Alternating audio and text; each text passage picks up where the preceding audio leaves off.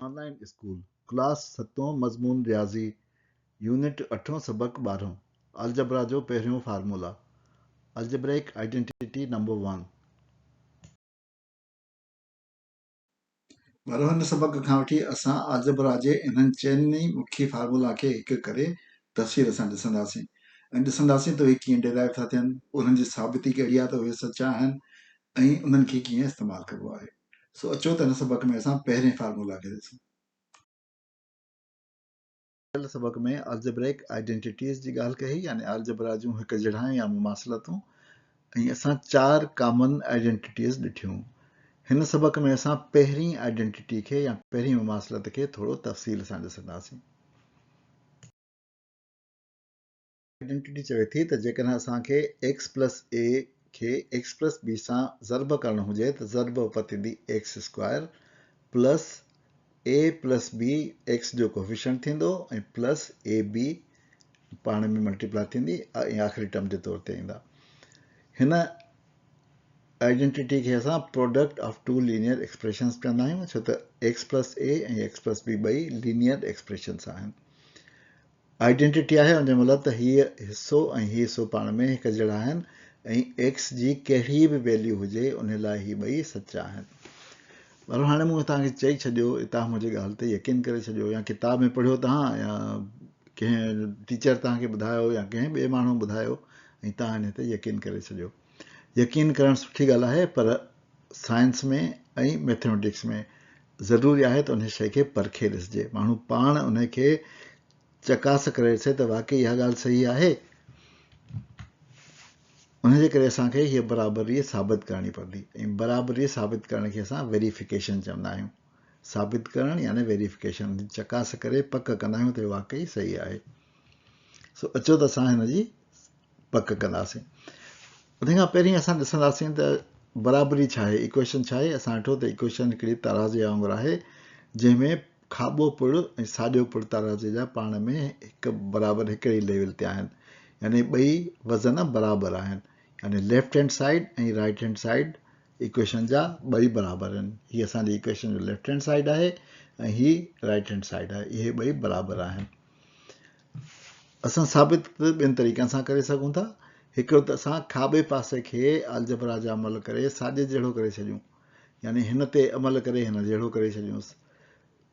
या ॿियो तरीक़ो इहो आहे त साॼे पासे खे अलजबरा जा अमल करे खाॿे जहिड़ो करे छॾियूं, यानी असां हीअ जेको राइट हैंड साइड आहे उनखे लेफ्ट हैंड जहिड़ो करे छॾियूं, या लेफ्ट खे राइट जहिड़ो करे छॾियूं।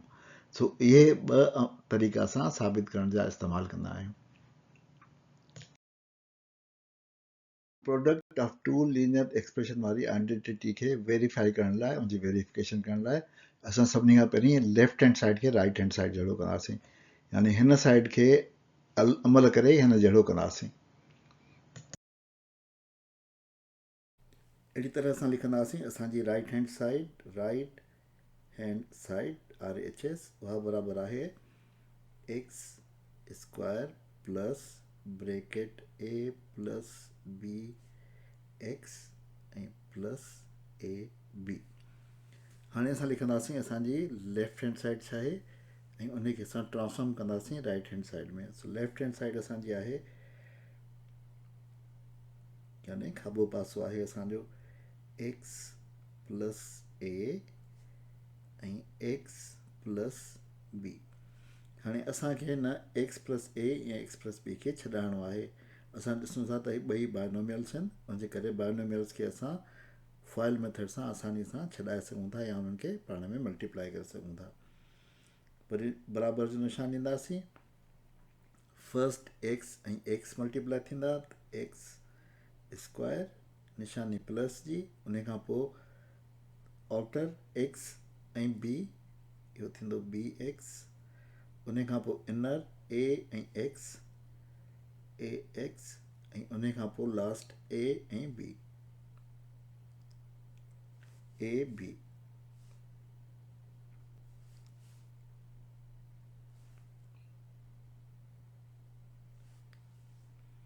हाणे जेकॾहिं असां ॾिसूं त असां वटि हीअ ऐं हीअ जेके आहिनि हिकु जहिड़ा टर्म्स आहिनि, लाइक टर्म्स आहिनि, उन्हनि खे असां पाण में ॻंढे सघूं था। उहो थींदो असांजो x square plus b plus a x ऐं प्लस ए बी। हिन खे असां ए प्लस बी बि लिखी सघूं था, छो त एडिशन जी एसोसिएटिव प्रॉपर्टी हूंदी आहे, यानी उन्हनि में कंहिंखे बि अॻियां रखिजे या कंहिंखे पोयां रखिजे एडिशन में त फ़र्क़ु कोन पवंदो आहे। हुनजे करे हीअ थी वेंदो असांजो एक्स स्क्वायर प्लस ब्रैकेट में ए प्लस बी एक्स ऐं प्लस ए बी। हाणे असां जेकॾहिं ॾिसूं त हीअ एक्सप्रेशन जेको असांजो आयो आहे उहो बिल्कुलु हिन एक्सप्रेशन जहिड़ो आहे। सो असां लिखी सघूं था त हीअ बराबरि आहे असांजो राइट हैंड साइड जी। अहिड़ी तरह असां साबित करे वरितो त लेफ्ट हैंड साइड ऐं राइट हैंड साइड बराबरि आहिनि। ॿारो अञा असांजो वेरिफिकेशन जो अमल मुकमल कोन थियो आहे। मुकमल करण लाइ असांखे ॿ जुमिला लिखणा पवंदा आहिनि जेके तमामु ज़रूरी हूंदा आहिनि हर वेरिफिकेशन जे सवाल जे आख़िर में लिखणु। पहिरीं असांखे लिखणो पवंदो जीअं त खाॿो पासो बराबरि आहे साॼे पासे जे, ऐं उन खां पोइ ॿियो जुमिलो जेको लिखिबो उहो थींदो तंहिं करे फार्मूला या हक़ीक़त या मुमासिलत या मिलियल फार्मूला या हक़ीक़त मुमासिलत या हिकु जहिड़ाई साबित थी। हीअ ॿई शयूं ज़रूरु लिखणियूं आहिनि ऐं इनखे असां चवंदा आहियूं त हीअ असांजी साबिती आहे। आइडेंटिटी खे ईअं साबित कयूं जो असां राइट हैंड साइड खे लेफ्ट हैंड जहिड़ो करे छॾियूं, यानी हिन साइड खे न जहिड़ो कयूं। सो अहिड़ी तरह असां पहिरीं लेफ्ट हैंड साइड लिखी ऐं उन खां पोइ असां राइट हैंड साइड लिखी। हाणे असां राइट हैंड साइड खे साबित कंदासीं त उहा लेफ्ट हैंड साइड जहिड़ी आहे।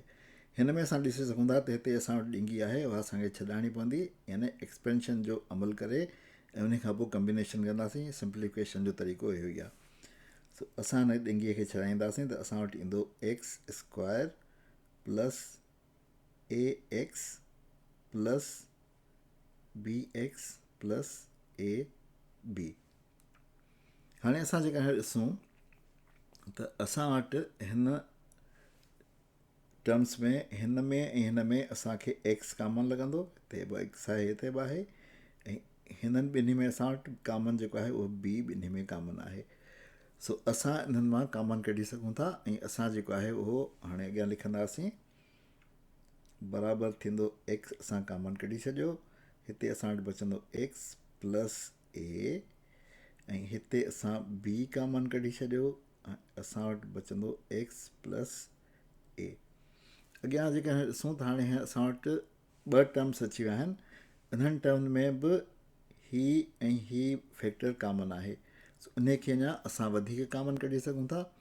जॾहिं असां इनखे अञा वधीक कामन कढंदासीं त उहो असांजो थी वेंदो एक्स प्लस ए कामन थी वेंदो ऐं असां वटि ब्रैकेट हाणे ईंदी ऐं उन ब्रैकेट में हिते बचंदो एक्स ऐं हिते बचंदो B, x plus B.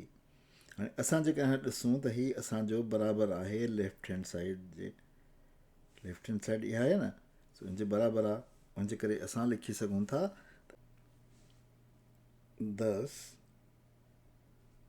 Right hand side is equal to left hand side, ऐं ॿियो जुमिलो आहे हैंस प्रूव्ड या वेरीफाइड।